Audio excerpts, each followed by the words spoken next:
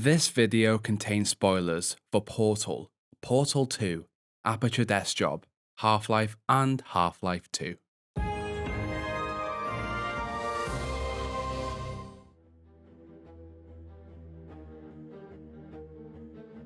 Within the vast multiverse, planet Earth has been home to many iconic figures that have made great advancements to the various fields of science.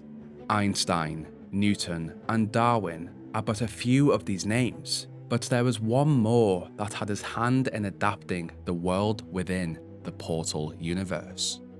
With Aperture Science having been known across the planet as one of the most innovative, successful, and prosperous scientific companies, its CEO seemed to be doing something right. Having brought the brightest minds together, Aperture aimed to quench that thirst to understand, test, and make use of as many scientific opportunities as possible. But this company and its owner held many dark secrets that ultimately led to its downfall. Who created Aperture Science? How did he feel about lemons? And how did his story ultimately end? Here we explore in the lore and story behind Cave Johnson. During the late 1930s and early 40s, a young Cave Johnson had a great ambition to succeed in this world. Although Cave did not understand the various functions of how to create and develop a product, he did know people extremely well. With his natural charisma, Cave could manage and read those he came across in order to get what he wanted. With great ambition, Cave founded the company Aperture Fixtures in 1943. Having brought in the brightest minds he could find, over the next year, Aperture Fixtures would become known for its development of high-tech shower curtains. Although the functionality of these curtains is unknown, they sold extremely well and gained a positive reputation to the general public, where Aperture Fixtures even managed to acquire contracts with the United States military. Using his father's theories of farming to create the backbone of Aperture, these being to do everything from scratch, spare no expense, and never cut corners, Cave's company would thrive. With giant success in only a year, Aperture Fixtures appeared to be exactly what Cave needed. All he needed to do was make a few changes to make this already profitable company even better.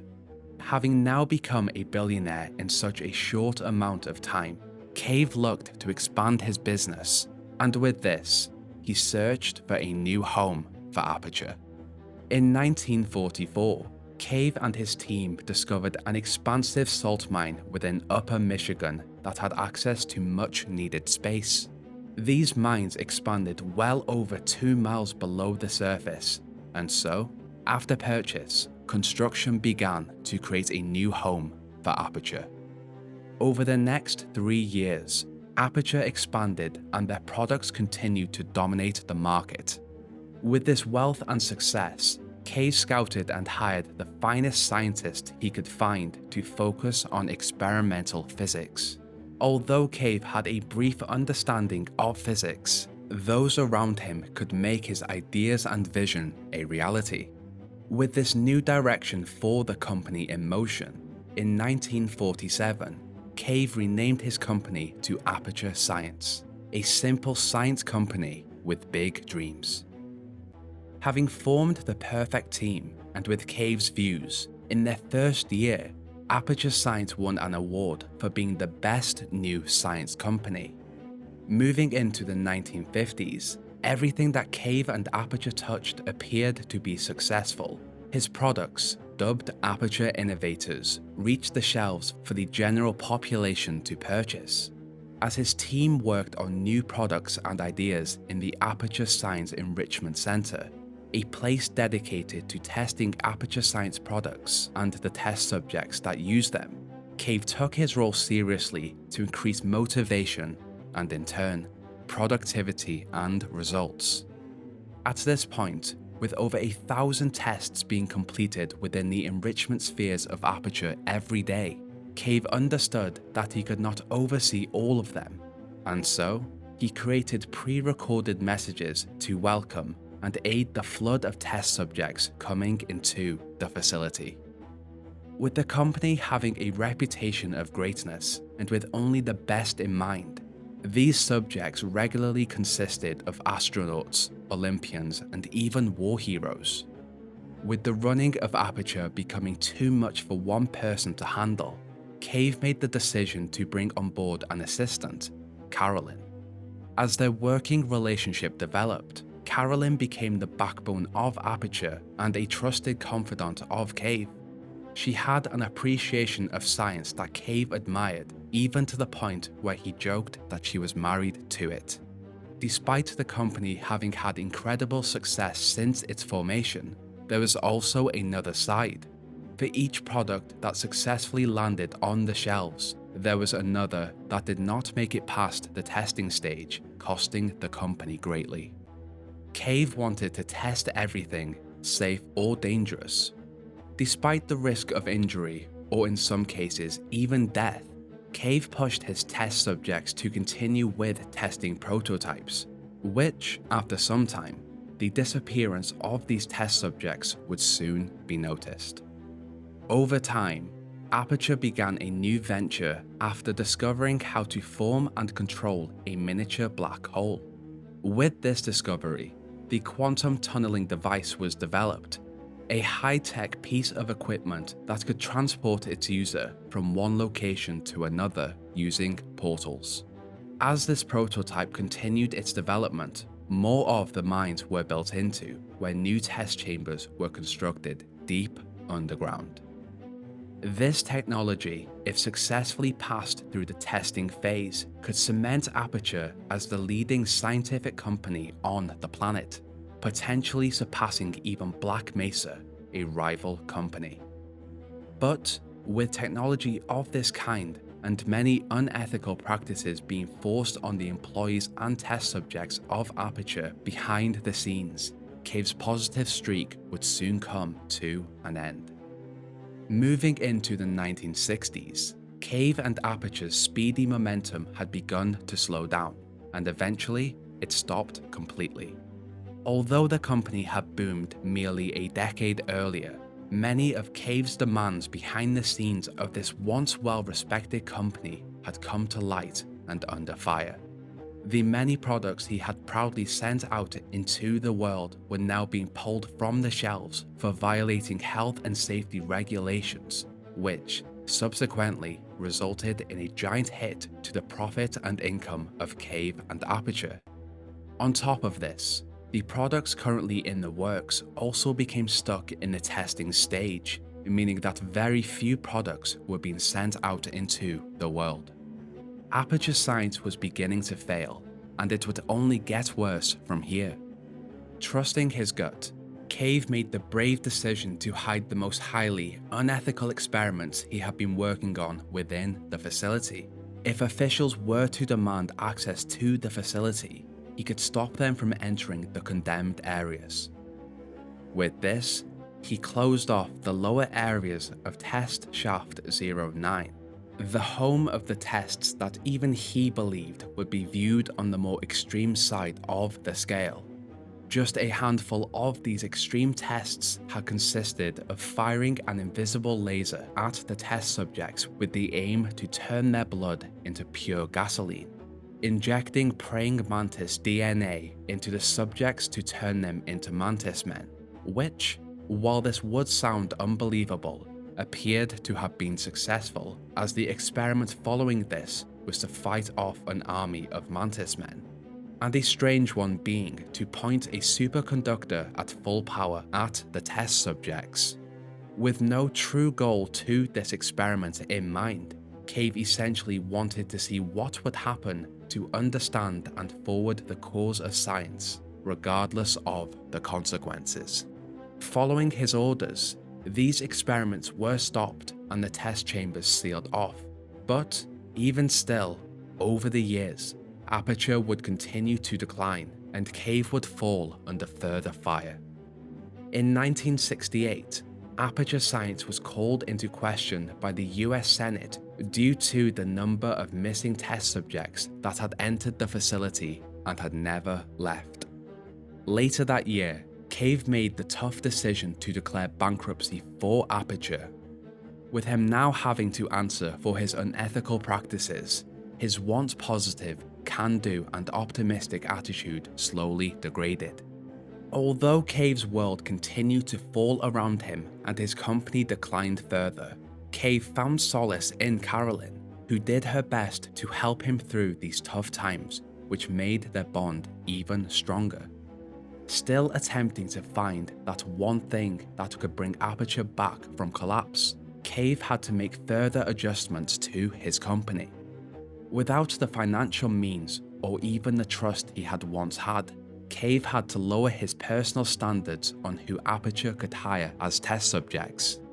Now hiring the homeless, Aperture could save on the fee that the test subjects had once received by reducing this to a mere $60 for the same, extremely dangerous tests.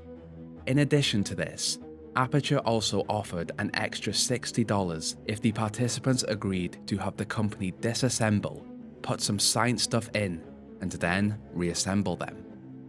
Although these new subjects essentially allowed Aperture to function just as well as before, Cave hated that he had to lower his standards, even if it meant he could still study science.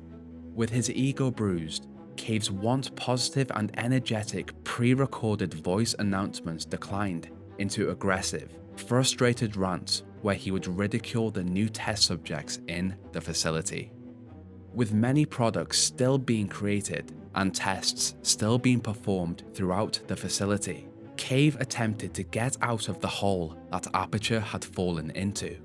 But Cave's attitude would continue to fight and blame those around him for his situation. Adding to Cave's paranoia, he would receive regular updates on the success of Black Mesa, a rival company located way out in the New Mexico desert.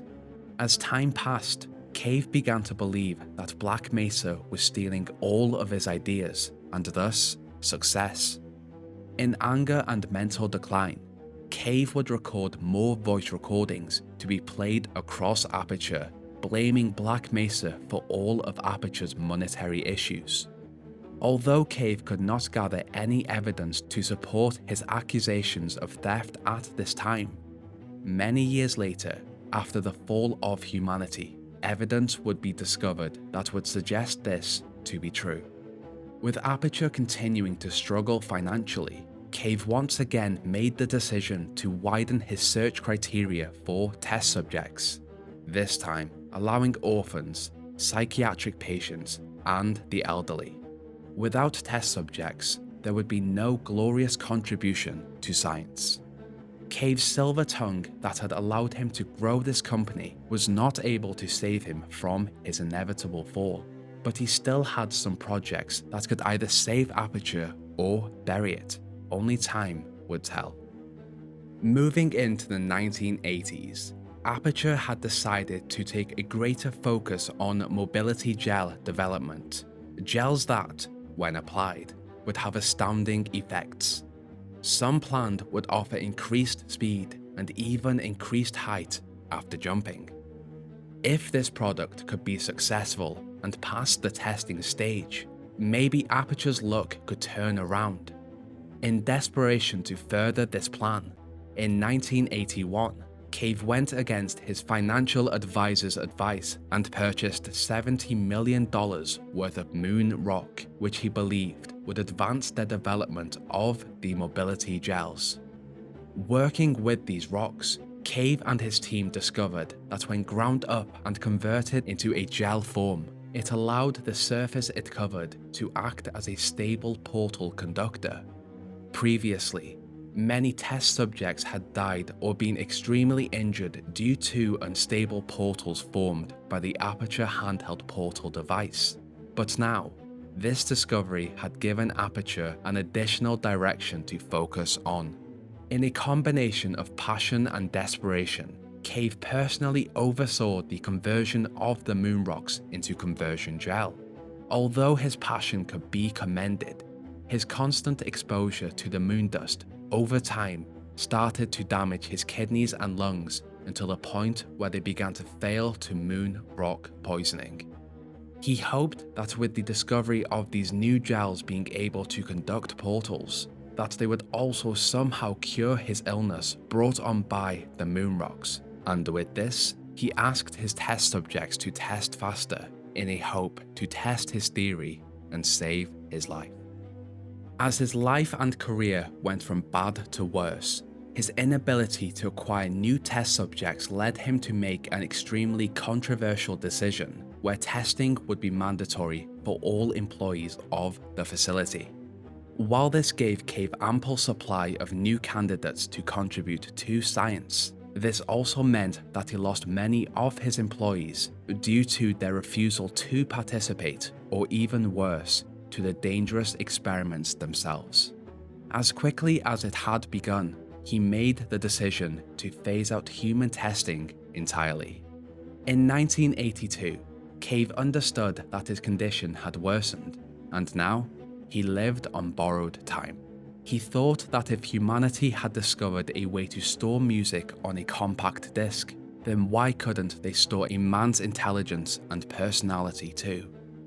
To this, and in an attempt to cheat death, he ordered his brightest scientists to research artificial intelligence, something he himself believed he should have looked into 30 years before. With the scope of such a project, Cave understood there to be a possibility that it would not be complete by the time of his death, and so he left 2 orders to be completed upon his death if this situation were to occur. The first, that Carolyn be named as his successor and run Aperture, and the second, that her consciousness be uploaded into the developing AI systems regardless of whether she wanted to or not. With this, his company would be in safe hands under the only person he ever trusted. Cave's once positive outlook and need to contribute to science declined over the years.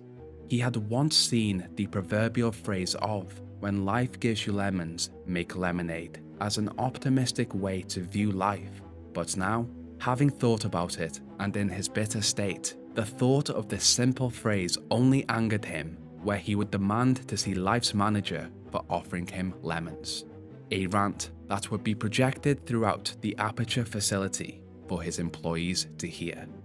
Over time, Cave's moon rock poisoning worsened, and although research had begun years before on artificial technology, it was not even close to being finished. And so, in the late 1980s, Cave finally succumbed to his moon rock poisoning, leaving Carolyn as his successor, where a new chapter in Aperture's history would begin. This smart, quick-witted and eccentric man had made great changes to the world, but at his end, he died an angry, bitter old man. The death of Cave and the later fall of Aperture would be woven into the history of this universe, but there are other universes out there within the vast multiverse that have a different story to tell. In another universe, on a different Earth, Earth Prime, in the late 1960s, Cave had managed to make great financial savings thanks to his assistant, Greg. Greg had suggested they explore the multiverse theory. Through an unknown method, they discovered an infinite number of universes out there, each with their own Aperture Science. Taking advantage of this, he tricked the more financially stable Aperture Science facilities into creating test chambers with plans from Earth Prime. Using the resources from these other universes, after completion, Cave Prime would bring them back to the Primeverse so that testing could commence. Not only did having access to the multiverse give Cave access to free labor, but he could also see where other universes had gone wrong, and so he could steer clear from certain endeavors. In another universe, Cave survived long enough to willingly be uploaded to GLaDOS, but with all of this power, he went mad. Viewing this, Cave Prime decided to cancel the GLaDOS project to avoid the same fate. There's even said to be a Multiverse, a planet Earth formed of pure American dollars. At this point of exploring the multiverse, some of the caves did interact with one another, to the point where Cave Prime and a Dark Cave came to blows with one another in an attempt to take over the Multiverse. To each variant's luck, some of Dark Cave's test subjects discovered a second Multiverse, allowing both Cave Johnsons to have one each. In another universe, a version of Cave and Aperture had avoided bankruptcy and managed to buy out the Black Mesa Research Corporation, essentially becoming a titan in the scientific field. In this universe, he renamed the facility to Aperture Mesa and put a stop to the study of anomalous materials, completely aware of the possibility of a resonance cascade occurring. Going forward in this universe, the people of planet Earth would not suffer the wrath of the Combine Empire. In a newly discovered universe, it appears that Cave successfully transferred his consciousness into a computer. With this, he ordered his scientists to build him a robot body so that he could wander around. Unfortunately, the standard head of the robot could not fit the size of his brain, and so, as the scientists constructed larger and larger frames to fit all of Cave's data, the head grew so large that upon final completion, the initial robot body crumbled under the weight of the head. Despite this, the scientists turned Cave on. Upon activation, Cave panicked and accidentally killed the scientists around him. In response to this, he locked himself in his office. After having had some time to adapt to his new form and giant head, Cave called for his scientists to come back, but no one came. For 4 years he waited, alone with his thoughts, trapped in a prison of his own construction. To his luck, a product tester had been working with one of the many personality cores of the facility, Grady. Hoping to show Cave a new invention, they discover him at his most desperate state, where Cave begs them to end his life. Agreeing to cut the power to Cave, they watch as Robot Cave slowly shuts down, but with Aperture having been too good at their job with constructing this head, the backup power kicks in, bringing Cave back online. Following this, the personality core and product tester watch as the floor finally gives in to the weight of Cave's giant head, crashing Cave down into the depths below to continue his existence with the lost toilet turrets of Aperture. A sad existence for this Cave that would never seem to end. Although the Cave of our universe died, slightly different variations of him still exist across the vast multiverse, each attempting to further humanity's scientific endeavors of testing science, Aperture products, and even the subjects testing them. From a bright-minded, strongly opinionated, and big personality, this man had left his impact on the world. And now, many years later, his technologies may be the only thing to save it from the dominating alien empire of the Combine. Cave Johnson is one of my favourite characters from a video game series, and we never actually get to meet him during Aperture Death's job, but this was a different variant of Cave in a new form. I have always thought to myself when playing the Portal games, is Cave a villain or an anti-hero? I guess he had the best intentions. He is simply passionate about science, but despises the red tape that comes with it. He also has this quirky hatred for witchcraft, which is odd. He is a great, well-written character, which, as we know at this point, Valve writes pretty well. J.K. Simmons voicing him is also incredible. Now, some of my older viewers may have noticed that this is my second version of this episode. This is simply because of 3 reasons. The first, new information has come out since my first video. The second, I like to think that I've improved my video making skills since then. And finally, I have had a few comments lately from you guys asking me to remake them with the new information. So I am. Cave is a dominating presence within Aperture, even though you never actually meet him in our main timeline games. His mad ramblings over the intercoms along with his portrait make the testing labs and hallways feel almost haunted by his presence. This place had been his child, and he had died before everything had gone awfully bad. I have done my best here to use the most accurate dates possible that make sense, but with retconning and dates moving around, I am sure there will be some sort of discrepancy there. In a sense, I feel bad for Cave. He worked so hard to build up his company, but it slipped through his fingers. I really wanted to make this Cave story, and not the story of Aperture or Portal. Although these stories are almost one and the same, I have done my best to cut out events that do not include or are not affected by Cave. One thing I did want to bring up was that there is a common fan theory that Cave and Carolyn are Chell's parents. I guess there is some logic to it, and I may have to dedicate a video to it in the future. What do you think? Is that something you like to see? Closing off this section, I would like to leave you with my favourite quote from the entire Valve universe. Alright, I've been thinking. When life gives you lemons, don't make lemonade. Make life take the lemons back. Get mad! I don't want your damn lemons! What am I supposed to do with these? Demand to see life's manager. Make life rue the day it thought it could give Cave Johnson lemons. Do you know who I am? I'm the man who's gonna burn your house down with the lemons. I'm gonna get my engineers to invent a combustible lemon that burns your house down. That was the lore and story behind the magnificent Cave Johnson. As always, if you enjoyed this episode, I would really appreciate it if you could leave a like and a comment on your thoughts. The algorithm hasn't been too kind to these videos lately, so any interaction would be appreciated. Finally, I would like to thank my patrons who are helping to support the channel. I really appreciate you.